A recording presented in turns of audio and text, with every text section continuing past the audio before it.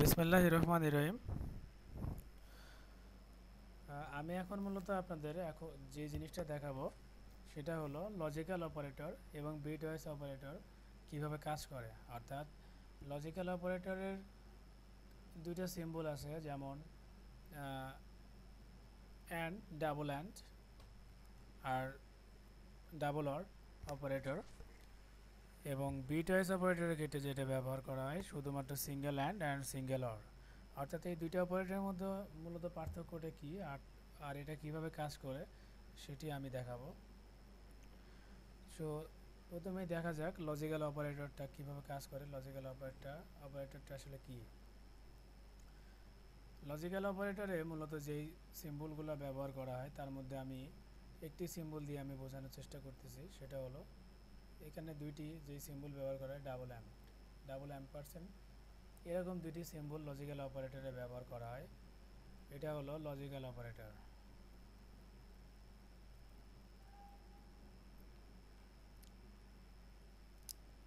Sorry, আমি আরেকবার দেখাই। লজিক্যাল অপারেটরে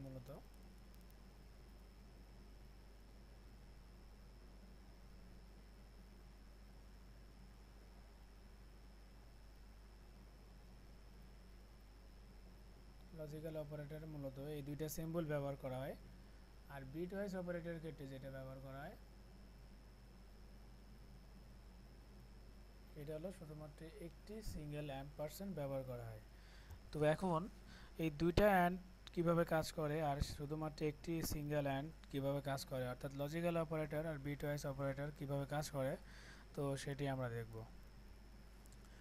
লজিক্যাল অপারেটরের ক্ষেত্রে আমরা একটি ট্রুথ টেবিল সম্পর্কে হয়তো অনেকেই জানি। যখন দুইটা ইনপুট নিয়ে কাজ করা হয়, লজিক্যালি সেই ইনপুটকৃত ডাটার আউটপুটটা কি হয় সেটি হয়তো অনেকে জানি বা অনেকে জানি না। তো যাই হোক, আমরা দেখে নিই এটা আসলে কিভাবে ইনপুট দিলে কিভাবে আউটপুটটা আমাদের দেয়। লজিক্যালি অ্যাম্প পার্সেন্টের ক্ষেত্রে, লজিক্যালি অ্যাম্প সিম্বলের ক্ষেত্রে যেটা হয় সেটা হলো যদি কোনো একটি কন্ডিশন বা কোনো একটি ইনপুট যদি জিরো হয় তাহলে আউটপুটটাও জিরো হয়। ধরলাম এ এবং বি নামে আমরা দুইটা ইনপুট নেব, সিতে আমাদের আউটপুট দেখাবো। সো দুইটা ইনপুটটাকে আমরা দুইটা দুইটা দুইটা ইনপুটকে আমরা চারভাবে প্রয়োগ করতে পারি। একটা হলো জিরো, জিরো দিয়ে দিতে পারি। একটা হলো একটাতে জিরো একটাতে ওয়ান দিতে পারি। একটাতে ওয়ান একটাতে জিরো দিতে পারি। দুইটাতেই ওয়ান দিতে পারি।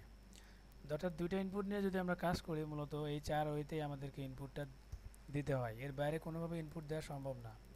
সো লজিক্যালি অ্যান্ডের ক্ষেত্রে যেটা ব্যবহার হয়, দুইটা জিরো থাকলে হয় জিরো,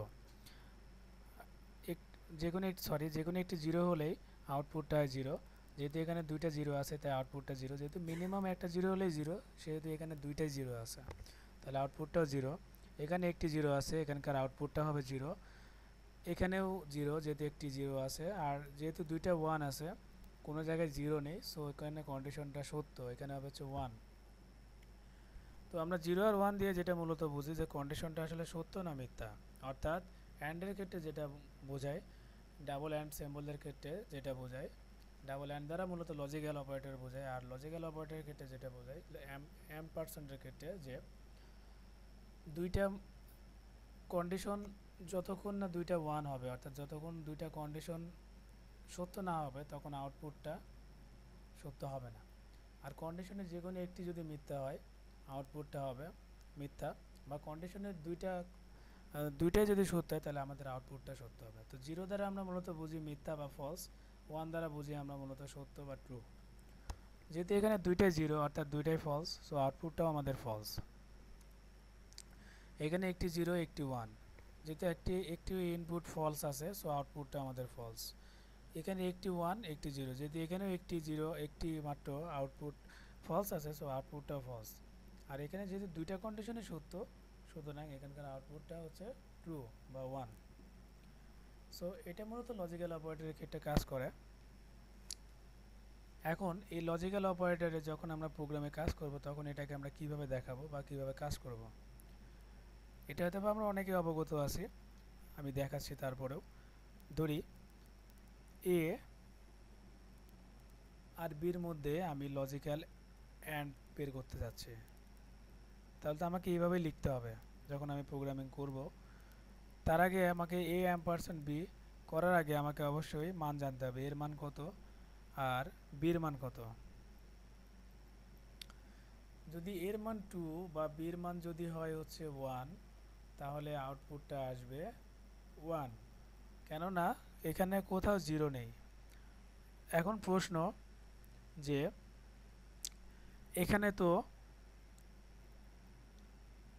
এখানে আমরা দেখলাম 0 আর 1 দিয়ে, তো এখানে 2 কে কেন আমরা 1 ভাবলাম, 2কে কেন আমরা 1 ভাবলাম? অর্থাৎ কম্পিউটার শুধুমাত্র 0 আর 1 ছাড়া কিছুই বোঝে না। আমরা যে ধরি এটা হলো একটা মেমোরি কম্পিউটারের,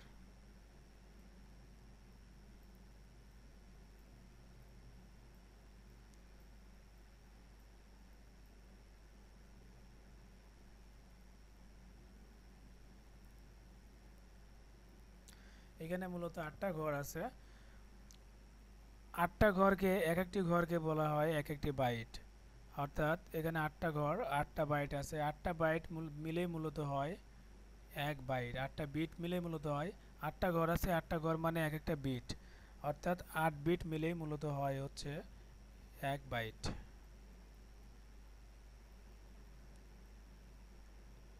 8 বিট, 8 বিট মিলে মূলত 1 বাইট হয়।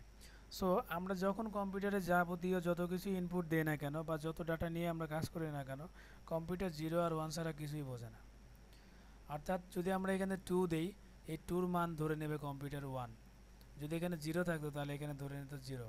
অর্থাৎ আমরা পৃথিবীর যাই ইনপুট দিই না কেন সেটাকে কম্পিউটার মূলত 0 এবং 1-এ কনভার্ট করে নেয়। অর্থাৎ সে শুধুমাত্র 0 এবং 1 দ্বারা বোঝায়। যেহেতু আমাদের এখানে 0 নেই, সো 0 ব্যতীত যাই আসে না কেন সেটাকে আমাদের ধরতে হবে 1। 0-র অল্টারনেটিভ, যেহেতু আমরা 0 আর 1 ছাড়া কম্পিউটার কিছুই বোঝে না, মেমোরি শেল 0 এবং 1 ছাড়া কোনো কিছু সংরক্ষণ করতে পারে না। সো যেহেতু 0 আমাদের এখানে নেই, তাহলে অবশ্যই 2টাকেও মনে করতে হবে এটা হচ্ছে 1। তাহলে আমরা দেখেছি যদি এ এবং বি দুইটাই 1 হয় তাহলে আউটপুটটা হবে 1। যেহেতু এখানে এর মান দেওয়া হচ্ছে 2, বির মান হচ্ছে 1, 2 মানেও আমাদেরকে ভাবতে হবে এটা 1, অর্থাৎ 1 1, এই যে 1 1 ইকুয়াল টু 1। সো আউটপুটটা হয়ে গেছে 1।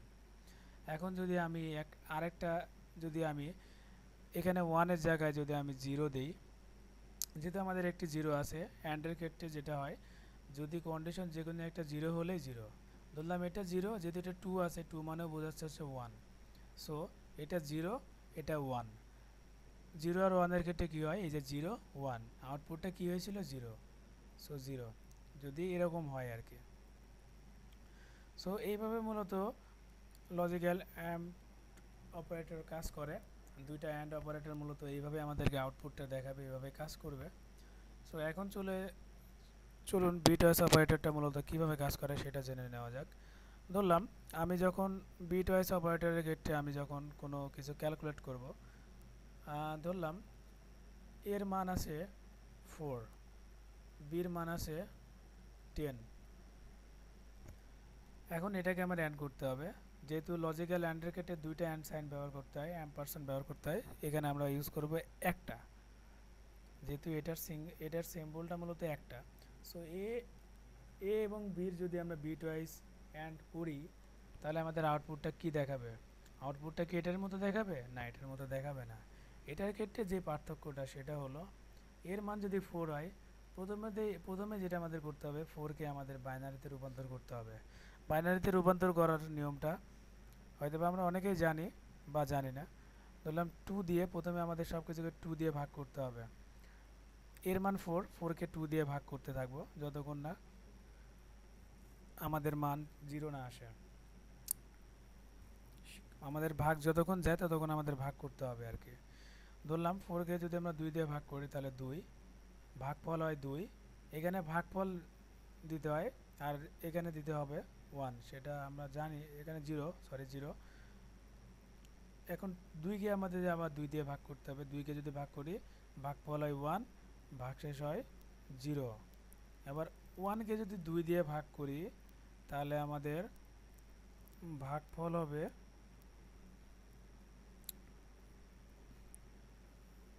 0, আর ভাগশেষ হবে হচ্ছে 1। এখন বাইনারি করার ক্ষেত্রে যেটা হয়, নিচের দিক থেকে ডান পাশের নিচের দিক থেকে আমাদের হিসাব করতে হয়। অর্থাৎ নিচে প্রথমে আছে 1 0 0, অর্থাৎ 4 এর বাইনারি হবে হচ্ছে 1 0 0। এটা হলো 4 এর বাইনারি। এরপরে বির মান ছিল হচ্ছে 10। আবার বিকেও সেম একই ওয়েতে আমাদের বাইনারি বের করতে হবে।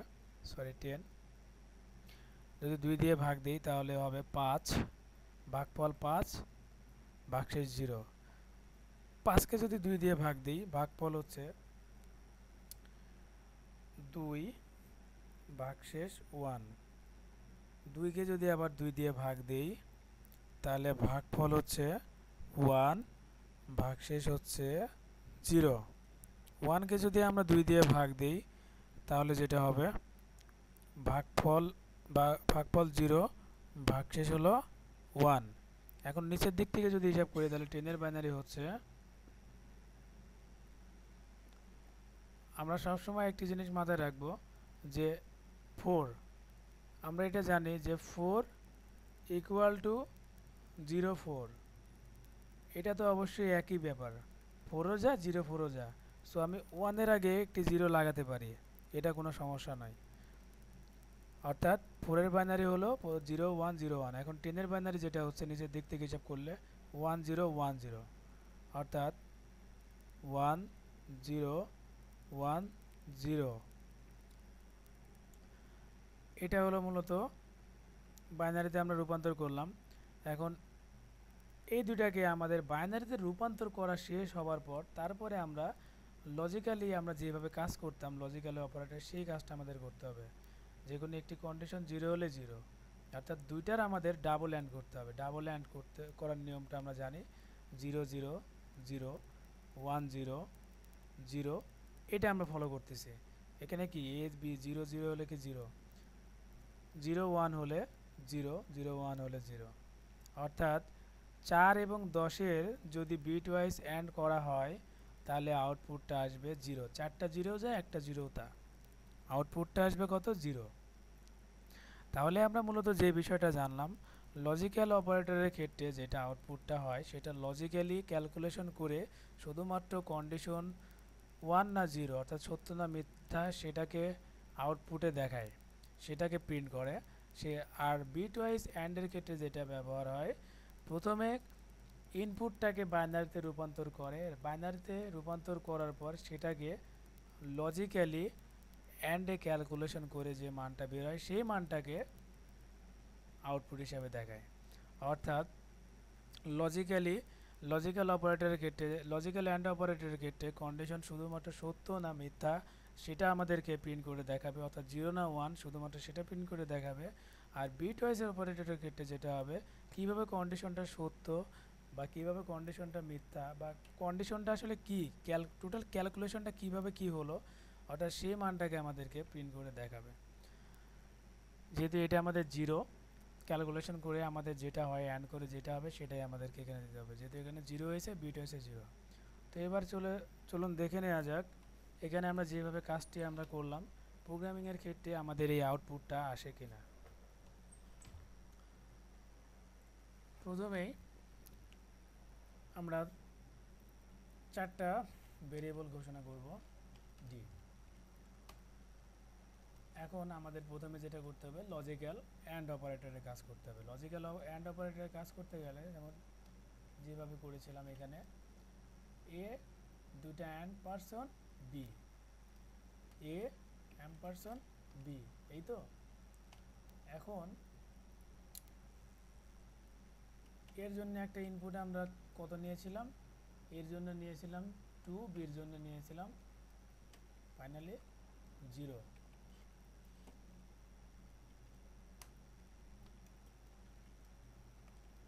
বির জন্য নিয়েছিলাম 0। এখন এই টোটাল ক্যালকুলেশনটাকে সি নামক একটা ভেরিয়েবলে রেখে দিলাম। এখন সিটাকে আমরা প্রিন্ট করব।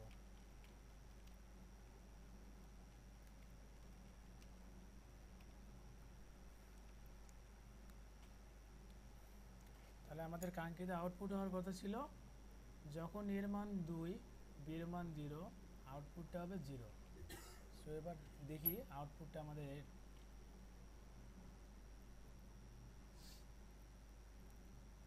এই যে আমাদের আউটপুট চলে আসছে 0। সো আরেকটা টেস্ট করি। আরেকটা দেখেছিলাম আমরা যখন এর মান 2 ছিল, একবার দিয়েছিলাম মেবি 1, 1 না ধরলাম 500 দিলাম, 500 দিলাম, বিয়ের মান দিলাম 500।